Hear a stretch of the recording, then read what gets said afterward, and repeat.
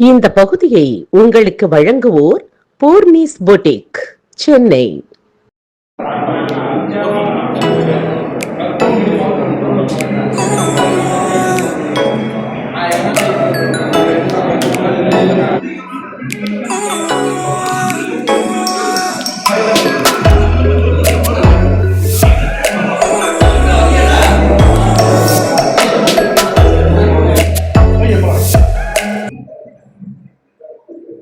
தமிழகத்திலே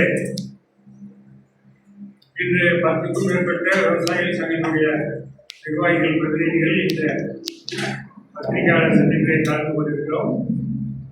இதில் சென்ற அரசு விவசாயிகளுக்கு 2.0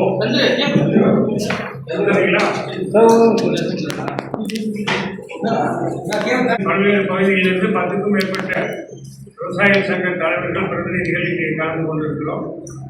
இதில் இன்றைய தமிழ்நாடு அரசு கடந்த ஓராண்டுகளுக்கு முன்பிருந்து விவசாயிகளுக்கு ஒரு திட்டத்தை கொடுத்தார்கள், 2.0 என்ற திட்டம். இந்த திட்டம் ஆரம்பத்திலே விவசாயிகளுக்கு பயனுள்ளதாக இருக்கும் என்று எதிர்பார்த்தோம். ஆனால் விவசாயிகளுக்கு இதில் எந்த பயனும் இல்லை. குறிப்பாக கீழ்மட்டத்தில் உள்ள அலுவலர்களை மட்டும் ஒன்றிணைத்து குறிப்பிட்ட பஞ்சாயத்துக்கு ஒருவர் என்ற வகையிலே தொழில்நுட்பம் தெரியாதவர்களெல்லாம் கொண்டு வந்து அனைத்து தொழில்நுட்பங்களும் தெரிந்த மாதிரி அரசு கொண்டு வந்திருப்பது விவசாயிகளுக்கு மிகப்பெரிய பாதிப்பு. குறிப்பாக பட்டுப்பூச்சி வளர்ப்பவர்களுக்கு நெல்லை பற்றி தெரியாது, மாமரம் வளர்ப்பவர்களுக்கு பயிர் வகைகளை பற்றி தெரியாது, வர்த்தகத்தை பற்றியும் தெரியாதவர்களை கொண்டு வந்து வர்த்தகத்துறையை இணைக்கிறார்கள். இப்படி பல்வேறு துறைகளில் உள்ள கீழ்மட்ட அதிகாரிகளை கொண்டு வந்து ஒருங்கிணைக்கிறோம் என்ற பெருமையிலே சில பஞ்சாயத்துக்கு ஒரு வேளாண்மை உதவி அலுவலர்களை போட்டு பஞ்சாயத்துக்குட்பட்ட ஒரு ஏஏஓ கிட்ட போயிட்டு அவர் வேளாண்மை துறையை சார்ந்தவர் என்றால் தோட்டக்கலை துறைகளை கேட்டால் தெரியவில்லை. அவர் தோட்டக்கலை துறையை சேர்ந்தவர் என்றால் அவருக்கு மார்க்கெட்டிங்கை பற்றி பேசினால் தெரியவில்லை. இன்னொருத்தருக்கு கூட்டுறவு பற்றி பேசினால் அவர்களுக்கு அதை பற்றி தெரியவில்லை. இப்படி என்ற சூழ்நிலையில் தான் மிகப்பெரிய பாதிப்பை தமிழகம் முழுவதும் இந்த 2.0 ஏற்பட்டுள்ளது. ஆகவே இந்த 2.0 தேவையே இல்லாதது ஒன்று. உயர்மட்ட அதிகாரிகளெல்லாம் இன்னும் அந்தந்த துறையில் அவரவர்களே பணி செய்கிறார்கள். குறிப்பாக வேளாண்மை பல்கலைக்கழகம் எடுத்துக்கொண்டால் மண்ணியலுக்கு ஒரு துறை, வேதியியலுக்கு ஒரு துறை, பூச்சியலுக்கு ஒரு துறை, நோயியலுக்கு ஒரு துறை என்று இப்படி பல்வேறு துறைகளை பிரித்து வைத்துள்ளார்கள். அதன்படி அவர்கள் நடந்து கொண்டிருக்கிறார்கள், சரியான முடிவை கொடுக்கிறார்கள். ஆனால் கீழ்மட்டத்தில் இருக்கின்ற அதிகாரிகளை மட்டும் ஒன்றிணைத்து அனைத்து தொழில்நுட்பங்களும் ஒருவரே கொடுக்க வேண்டும் என்ற அடிப்படையில் இவர்கள் செய்திருப்பது விவசாயிகளுக்கு மிகப்பெரிய பின்னடைவை ஏற்படுத்தி விட்டது. ஆகவே இந்த பின்னடைவை ஏற்படுத்திவிட்ட 2.0 திட்டம் வேண்டாம். பழையபடிக்கு அந்தந்த துறைக்கு அவர்கள் அலுவலர்களாக இருக்கட்டும், வேண்டும் போது மட்டுமே அவர்கள் அந்த துறையை பற்றி விரிவாக விளக்கம் கொடுக்கலாம். மற்றவர்கள் அந்தந்த துறையை பற்றி அவர்கள் செய்து கொள்ளலாம் என்ற அடிப்படையில் இந்த திட்டம் வேண்டாம், பழையபடிக்கே செயல்பட வேண்டும் என்று கோரிக்கை வைத்து பல போராட்டங்களும் தமிழ்நாடு முழுவதும் நடந்து கொண்டிருக்கிறது. அதன் அடிப்படையிலே தமிழக அரசு இந்த 2.0 என்ற திட்டம் வேண்டாம், அதை நிறுத்திக் கொள்ளுங்கள். இதுக்கு முன்பு இருந்த மாதிரி 2025க்கு முன்பு இருந்த மாதிரி அந்தந்த துறை அலுவலர்களை அந்தந்த துறைக்கே போட்டு நிர்வாகம் செம்மையாக கொண்டு வந்தால் சிறப்பாக இருக்கும். உற்பத்தி பெருகும், நோய் கட்டுப்படுத்த முடியும், பூச்சியை கட்டுப்படுத்த முடியும், உற்பத்தியை பெருக்க முடியும். ஆகவே அரசு இதை தொடர்ந்து வெவ்வேறு துறையில் இருந்தவர்களை வெவ்வேறு அந்தந்த துறைக்கே மாற்றி செயல்படுத்த வேண்டும் என்று இந்த செய்தியின் வாயிலாக தமிழக அரசு கோரிக்கை வைக்கிறது. என்னுடைய பெயர் கே. ராமகவுண்டர், மாநில தலைவர், தமிழக விவசாயிகள் சங்கம், கிருஷ்ணகிரியிலிருந்து தமிழ்நாடு விவசாயிகள் சங்கங்களின் ஒருங்கிணைப்பாளர். வேளாண்மைக்கு ஒரு துறையும் தோட்டக்கலைக்கு ஒரு துறையும் தனித்துறையா இருக்கு. நம்ம பகுதியில தோட்டக்கலை துறைக்கு ஒரு இயக்குனரும் வேளாண்மை துறைக்கு ஒரு இயக்குனரும் இருக்காங்க. அப்படி இருக்கும்போது கீழே இருக்கக்கூடிய களப்பணியாளர்களை மட்டும் 4 துறையிலையும் நீங்க வேலை செய்யணும் அப்படின்னு சொல்லி அவங்களுக்கு நேரடி அழுத்தம் கொடுக்குறாங்க. ஒரு துறை தனியா இருக்கும் போது அது தனித்துவம் வாய்ந்ததா இருக்கும். அது மட்டும் இல்ல, இன்னைக்கு தோட்டக்கலை பயிர்களை பார்த்தீங்கன்னா எந்த பயிர்களுக்கும் விலை நிர்ணயிக்கிற ஒரு இதே கிடையாது. வேளாண்மை துறையில இருக்க பயிர்களுக்கு ஒரு சில பயிர்களுக்கு விலை நிர்ணயம் இருக்கு. இதெல்லாம் நாங்க முன்னெடுத்து தோட்டக்கலை துறையில நாங்க கேட்கலான்னு இருக்கோம். இனிமேல் எங்களுக்கும் தோட்டக்கலை பயிர்களுக்கும் வேலை நிர்ணயம் வேணும்னு. இன்னைக்கு தோட்டக்கலை பயிர்கள் தான் மிகப்பெரிய அதிகப்படியான லாபத்தையும் கொடுக்கக்கூடிய பயிரா இருக்கு. ஒரு சில கால சூழ்நிலை மிகப்பெரிய நஷ்டத்தையும் கொடுக்கக்கூடிய பயிரா இருக்கு. அப்படியேப்பட்ட தோட்டக்கலை பயிரை இன்னைக்கு ஒருங்கிணைக்கிறதுங்கிறது ஏற்றுக்கூடிய முடியாத விஷயமா இருக்கு. இந்த திட்டத்தினால விவசாயிகளுக்கு நஷ்டம் தான் ஒழிஞ்சு லாபம் வராது. இது தமிழக அரசு உடனடியாக கவனத்தில் எடுத்துக்கிட்டு இந்த திட்டத்தை உடனடியாக ரத்து பண்ணணும்னு சொல்லி எல்லா விவசாய சங்கங்களும் இன்னைக்கு தமிழக அரசுக்கு கோரிக்கை வச்சுட்டு இருக்கோம். தமிழக அரசு இன்னும் செவி சாய்க்காம இருக்கு. உடனடியாக இந்த திட்டத்தை ரத்து பண்ணணும்னு சொல்லி இந்த செய்தியாளர் சந்திப்பு வாயிலாக நாங்கள் தெரிவிச்சுக்கிறோம். ஒரு கோரிக்கைக்கு முன்னாடி பட்ஜெட்டும் போடுறாங்க, எல்லாமே செய்யறாங்க. அப்போ எல்லாத்தையும் நம்ம சொல்லிட்டு தான் இருக்கோம். அவங்க வெயிட் பண்ணுங்க, நாங்க உங்களுக்கு பண்ணித்தராங்கிறாங்க. ஆனா இன்ன வரைக்கும் எதுவுமே பண்ணலையே.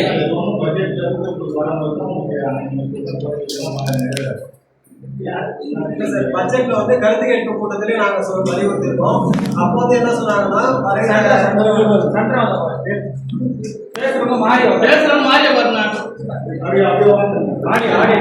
நிதிநிலை அறிக்கை தயாரிப்பு கருத்து கேட்பு கூட்டத்திலையும் நாங்க விவசாய சங்கம் சார்பாக பொதுமக்கள் சார்பாக நாங்க இதை முன் வச்சோம். ஸோ அப்போ இதை பரிசீலனை பண்ணி தக்க நடவடிக்கை எடுக்கணும்னு சொல்லிட்டு அமைச்சர்கள் அதிகாரிகளும் சொல்லியிருந்தாங்க. ஸோ இப்போ அதுக்கான எந்த ஒரு நடவடிக்கையும் இது வரைக்கும் எடுக்கல.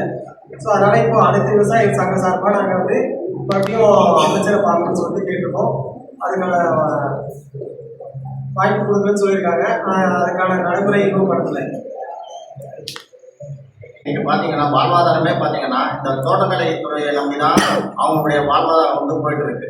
பெரு விவசாயிங்க யாரும் இந்த தோட்டக்கலைக்கு முக்கியத்துவம் கொடுக்கறது கிடையாது. இது ஒரு சிறிய சிறு குறு விவசாயிகள் பார்த்தீங்கன்னா ஒரு காய்கறி ஆகட்டும், மல்லி, கனகாம்பரம் மற்ற பயிர்கள் மூலயமா பார்த்தீங்கன்னா அவங்களுடைய அன்றாட அவங்களுடைய வாழ்க்கை பார்த்தீங்கன்னா அந்த தோட்டக்கலை துறையை நம்பி தான் பயிர் வச்சுருக்காங்க. இன்னைக்கு அந்த தோட்டக்கலை துறையை முற்றிலும் காலி பண்ணுறதுன்றது விவசாயிகள் பொருளை நெருக்கம் வகையில் இருக்குது. இது பார்த்தீங்கன்னா சென்ற புரட்சித் தலைவர் எம்ஜிஆர் அவர்களால் தனித்துறை தோட்டக்கலை கண்டு 1929 கொண்டு வரப்பட்டது. ஆனால் அந்த துறையே இன்னைக்கு பார்த்தீங்கன்னா இருக்கிற ஆண்டு கொண்டு இருக்கிற கட்சிகள் பார்த்தீங்கன்னா சுத்தமாக காலி பண்ணுற வகையில் இந்த 2.0 UPTA அப்படின்ற ஒரு இதை வச்சு சுத்தமாக இதை காலி பண்ணுறதுக்குண்டான வழியை பார்க்குறாங்க. மேலும் பார்த்தீங்கன்னா இன்னைக்கு அன்றாட வாழ்வில் இன்னைக்கு முக்கியமான இது பார்த்தீங்கன்னா காய்கறிகள் இதுதான் முக்கியத்துவம் இடம்பெறுது. இன்னைக்கு நம்ம சென்னைக்கே பார்த்தீங்கன்னா அருகாமையில் உள்ள திருவள்ளூர், திருத்தணி, ஆரணி இது மாதிரி இடத்துல இருந்தால் நம்ம காய்கறிகள் பார்த்து தினசரி நம்ம சென்னைக்கு வந்துட்டு இருக்கு. இன்னைக்கு இதை நம்ம தவிர்த்து இதுவும் பார்த்தீங்கன்னா அண்டை மாநிலம் நம்ம கர்நாடகாவோ இல்லை ஆந்திராவோ இல்லை பெங்களூரோ அது மாதிரி இடத்துல இருந்தால் நம்ம கையாளுற நிலைமை வரக்கூடிய வகையில் இந்த தோட்டக்கலைத்துறையை காலி பண்ணாக்க முழுமையாக பார்த்தீங்கன்னா இந்த சுத்தமாக விவசாய சிறு குறு விவசாய வாழ்வாதாரமும் மிக பாதிக்கும் சார். மொத்தத்தில் பார்த்தீங்கன்னா விவசாய வேலை செய்வதற்கு ஆட்களே கிடையாது. இன்னைக்கு அன்றாடம் ஒரு வீட்டில் 4 பேர் இருந்தாங்கன்னா இன்னைக்கு அந்த பழைய ஆட்கள் தான் இங்கே எல்லாருமே படிச்சுட்டு வேலை வாய்ப்பு நோக்கி போயிட்டு இருக்காங்க. அதுவே இந்த தோட்டக்கலைத்துறையெல்லாம் பார்த்தீங்கன்னா அந்த வீட்டில் வயதானவர்கள் எந்திரியா இருக்கிறவங்க அவங்கள வச்சு தான் இந்த தோட்டக்கலை இது பயிர் வச்சுட்டு வராங்க விவசாயிங்க. இன்னைக்கு பெரிய விவசாயம் அவங்க பெரிய லெவலில் போவாங்க. சிறு குறு 1 ஏக்கர் 2 ஏக்கர் வச்சிருக்கவங்கலாம் பார்த்தீங்கன்னா அந்த தோட்டக்கலையில் ஒரு சிறிய மல்லி, கனகாம்பரம், காராமணி, வெண்டை இது மாதிரி கத்திரிக்காய் இதெல்லாம் பார்த்தீங்கன்னா இந்த தோட்டக்கலைத்துறையிலேருந்து நாற்றுக்கள் மூலமா நாற்றுக்கள் அவங்க தான் இங்கே தோட்டக்கலைத்துறையிலேருந்து தான் தராங்க. எல்லாம் தராங்க. இதை இப்போ இந்த பயிரிடுங்க, இந்த திருவள்ளூர் மாவட்டத்துக்கு இந்த சூழ்நிலைக்கு இந்த ரகம் உங்களுக்கு போதுமா இருக்கும் அப்படின்னு சொல்லி அவங்க தான் பரிந்துரை பண்ணி விவசாயிகளுக்கு இது பண்ணுறாங்க. அவங்களே நீங்கள் ஒட்டுமொத்தமாக நீங்கள் காலி பண்ணுறன்றப்போ அப்போ நீங்கள் என்ன பண்ண முடியும்? நீங்கள் நம்ம சென்னைக்கே பார்த்தீங்கன்னா நம்ம அருகாமையில் உள்ள மாவட்டங்களில் இருந்தால் நம்ம காய்கறி வறுத்து வந்துட்டு இருக்கு. அதனால தான் விலை கட்டுப்பாட்டில் இருக்குது.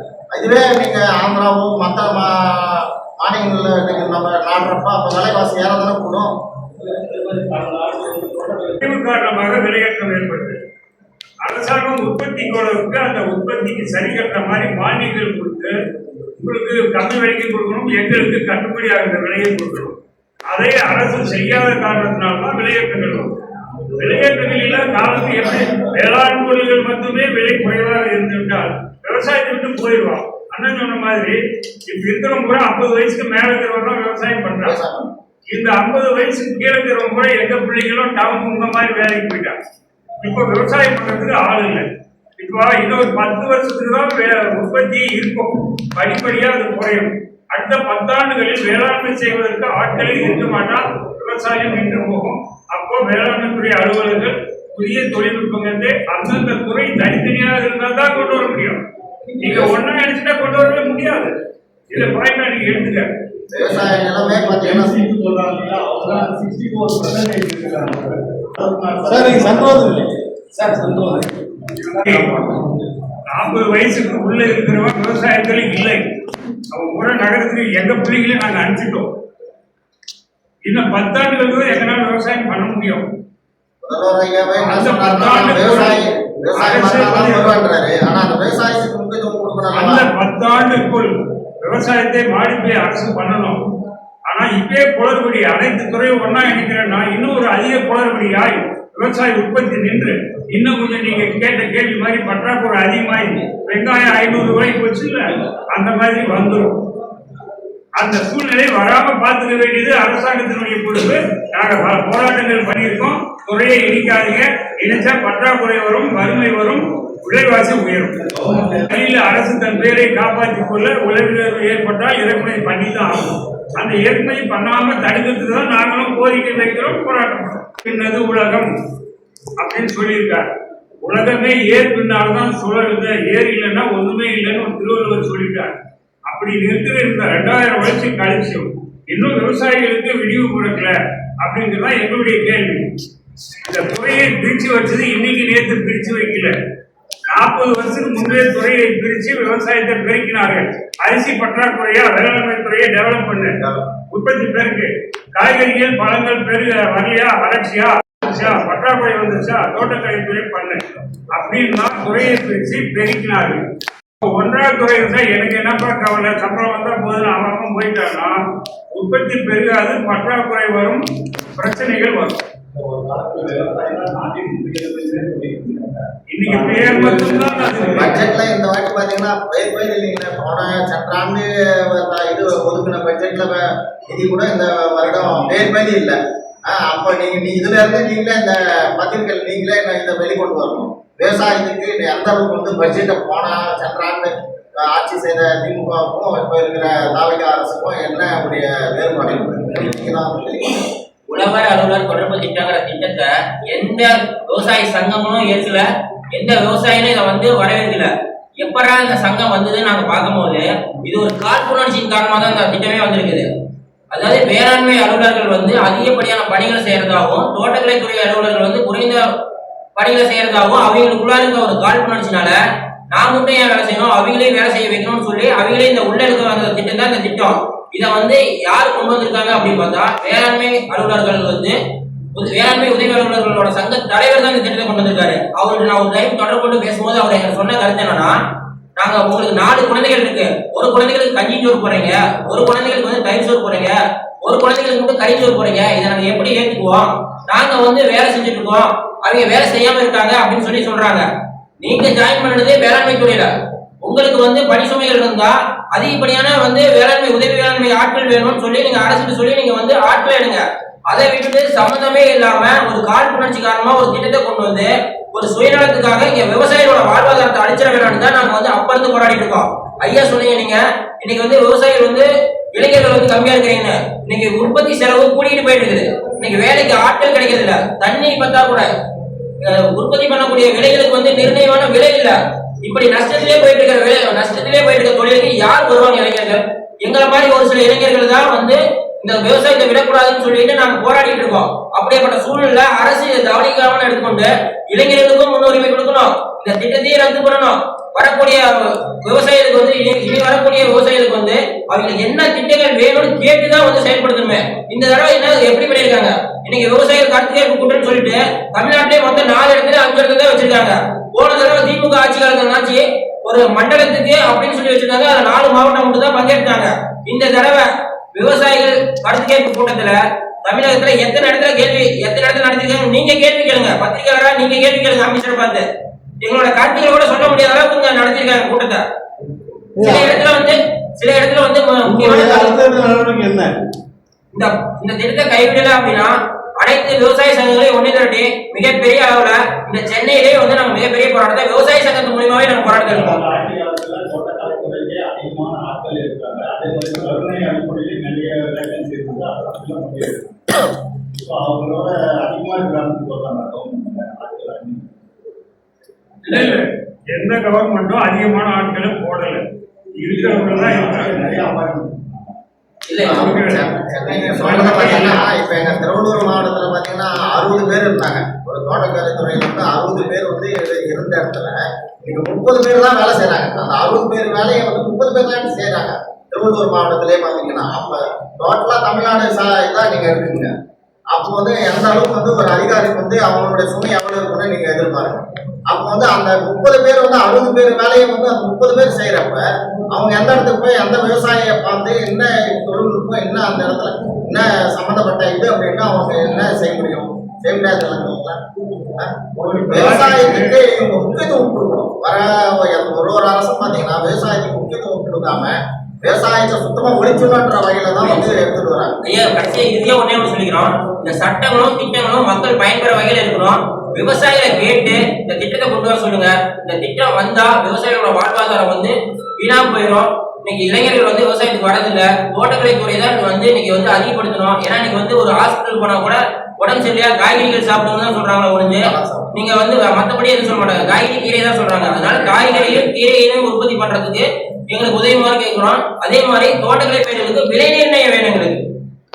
அதுக்கு இந்த துறை தனித்துவமா இருக்கணும். எந்த துறையா இருந்தாலும் தனித்துவமா இருந்தால் அதோட சிறப்பு இருக்குங்கிறது தான் எங்களோட கருத்து.